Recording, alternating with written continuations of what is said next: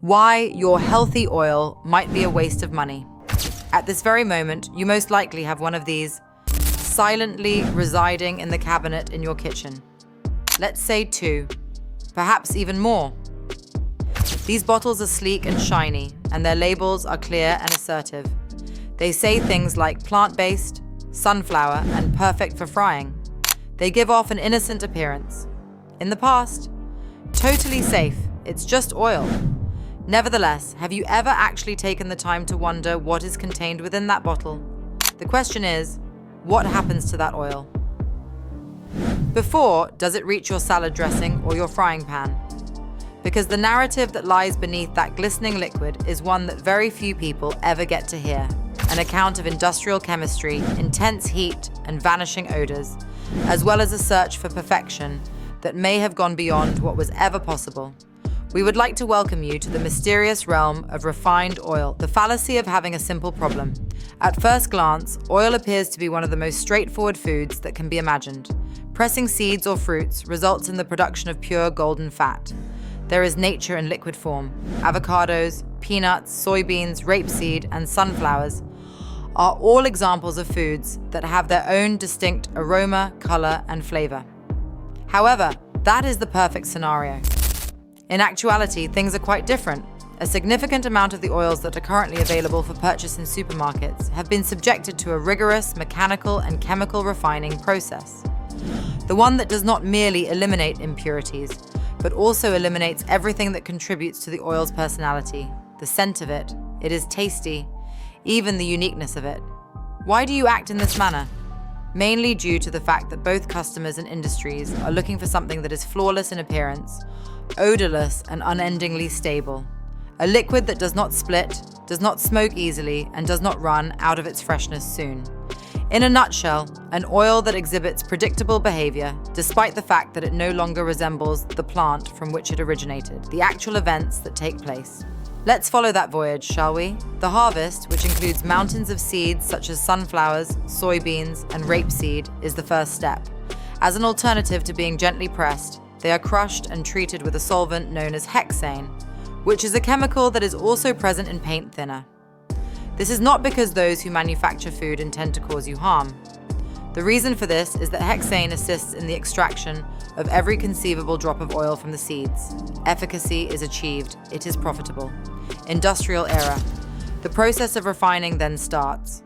To begin, degumming, which is the process of eliminating natural gums and phospholipids that cause the oil to become hazy. The next step is neutralization, which involves the addition of lye in order to remove free fatty acids. The next step is the physical bleaching of the skin. Clay or activated carbon is used to filter the oil in order to eliminate any color or contaminants that may be present. Finally, there is the process of deodorization, which is a steam treatment performed at a high temperature that eliminates any lingering odor or flavor. And what is left? A fat that is completely transparent, odorless, and flavorless. The liquid may have originated from sunflower, soybean, or canola, and you would not have been able to tell the difference between them. No, it does serve its purpose. However, it is also lifeless. A memoryless oil is what it is, lacking a location, without a narrative. This is the illusion of luxury. Let's go on to the next topic, which is avocado oil, which is the premium star of contemporary health marketing. The bottles are often dark green in color and have elegant typography and promises of life.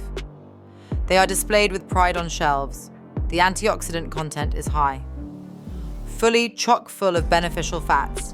The phrase cold-pressed perfection. On the other hand, here is the unsettling reality.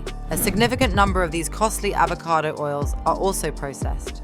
Moreover, the process of refining oil results in the loss of its natural flavor, the destruction of its antioxidants, and the depletion of its vitamin content.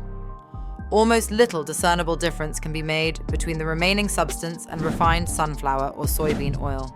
Why? There is a need for refining. The process of refining is not entirely negative. It is here for a reason. Oils that have been refined are stable. These materials have a greater smoke point, which indicates that they can be heated to higher temperatures without catching fire or producing smoke. Deep fryers, commercial kitchens, and processed food are all places where they are utilized because of this reason. Producing them is not only inexpensive, but also convenient and consistent. However, they are also nothing, not biased, not a sound. Neither the seed from which they originated, nor the soil in which they were grown are disclosed to you. They do not transmit the scent of fields in the summer or of freshly harvested crops. They are designed to be undetectable on the surface. In a peculiar manner, it is the point that is being made. Because it is simpler for businesses to blend and mix an oil without anyone seeing, the more homogeneous and odorless an oil becomes, the easier it is for them to blend and mix it. The unsolved enigma of inception. If you have ever read the fine print on a bottle, you may have come across a statement that reads something like, "Product from several countries of the EU and outside." I don't even know what that means. This indicates that the sunflower oil you purchase may contain a mixture of compounds derived from a variety of plants, geographical areas, and even continents. It is possible that the source will change from batch to batch, depending on the supply and the price. It is more accurate to say that you are not actually purchasing sunflower oil. It just so happens that you are purchasing a commodity liquid that satisfies the minimum description of a commodity liquid, a worldwide concoction of lipids that are unknown. Unrefined oils are the other side of the coin. Alternatively, there is the inverse, which includes oils that are cold-pressed, extra virgin, and unrefined. Their prevalence is lower, their cost is higher, and they are occasionally less convenient. However, they are active, more cloudy, more viscous, and more fragrant than before. It can even be astringent or nutty at times. Not only do they not conceal their roots, but they also celebrate them.